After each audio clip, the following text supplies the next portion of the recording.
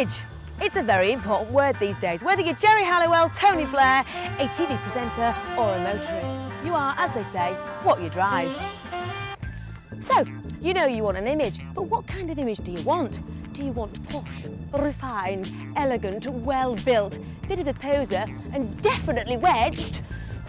Or zany, mad round the edges, kind of person that dances at the most inopportune moments, fun to be around kind of guy? So these cars definitely have different images, but surprisingly it's the same type of people that are buying them. It's those confident, successful type with a couple of cars in the garage already and definitely a couple of £100 in the bank. So which one shall I try out first?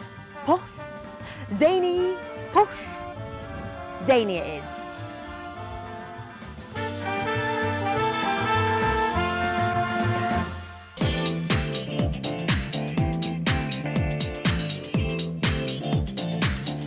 Now, although the smart car is obviously a lot quirkier looking than the Mercedes, it's actually quite comfortable, easy and surprisingly grown up to drive. And once you're behind the wheel, you feel like you're in a much bigger car. Well, maybe not that big.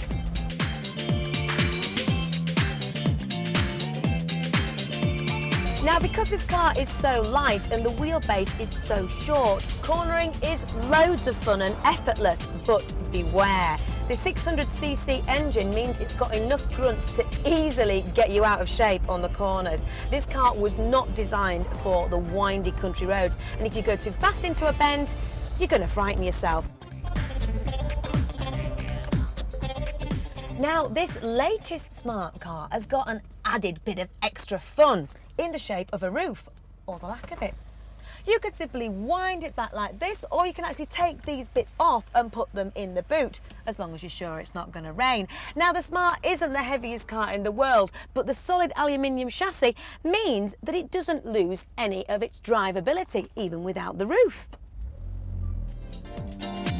The Smart cabs all come in top-of-the-range Smart and Passion trim, which gives you a host of goodies such as air conditioning, leather steering wheel, airbags, alloys and super funky rev counter and clock, which I especially like. Funky and cool as it is, £9.5 for a car will leave your wallet smarting. Yes, it's pretty much the cheapest convertible on the road and it looks like nothing else, but for value for money, it is a bit steep.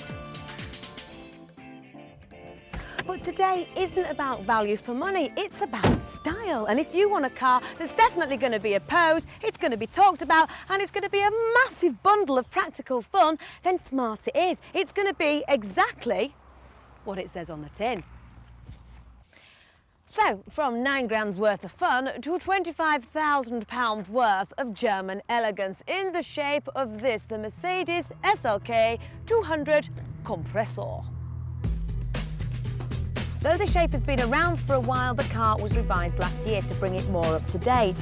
And though a V6 is available, at £25 you get the base 4-cylinder 2-litre. But even the cheapest SLKs do come with that awesome folding hardtop, now seen on the Peugeot 206 and Lexus SC430. And of course, not forgetting the all-important 3-point star. Seeing as this is a more, shall we say, conventional car, you can have instantly more fun out of town. And as luck would have it, the SLK is set up to give a sporting ride, and yet a ride that is refined enough to fit the badge. Certainly more of a wind in the hair experience than the Smart car.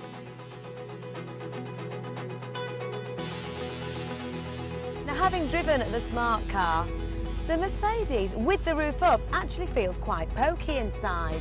Not that it is cramped, it's just that the Smart car unbelievably feels really big. But we've got the roof down now on the Mercedes, and as you'd expect, it is a lot more refined.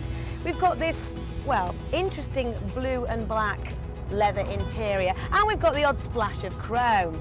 But to be honest, it isn't up to the build quality and finish of some of the bigger Mercedes. This is definitely a case of you get what you pay for.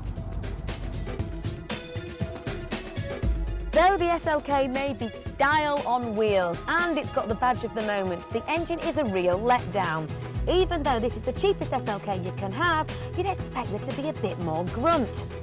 Even with a supercharger, that's what compressor means, the engine only produces 163 brake horsepower, and it needs a silly amount of revs to make it feel alive. And as for the exhaust note, well, Robin Cook's political speeches have got more zest.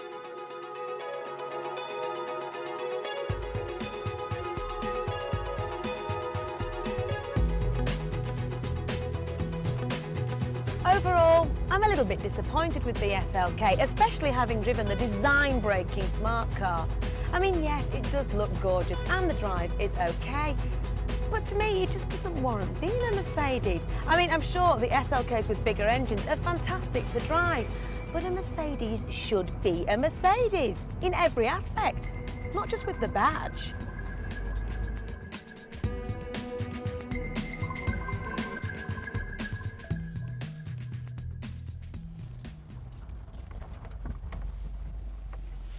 But the whole premise of this item was about image.